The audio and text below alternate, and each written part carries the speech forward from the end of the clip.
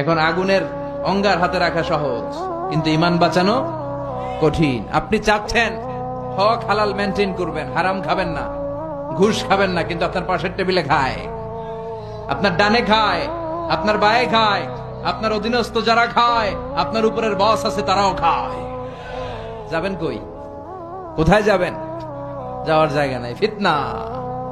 আপনি চোখের হেফাজত করতে চান, ডানে তাকান অশ্লীল নারীর ছবি, বায়ে তাকান সেখানেও ছবি, নিচে তাকান ওইখানে, উপরে তাকাবেন বিলবোর্ডে নগ্নতা, অশ্লীলতা আছে না নাই?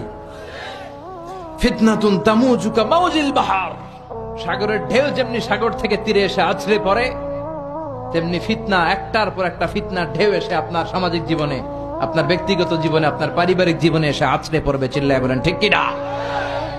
এজন্য সহিহ মুসলিমের বর্ণনা, বিশ্বনবী ফিতনা থেকে বাঁচা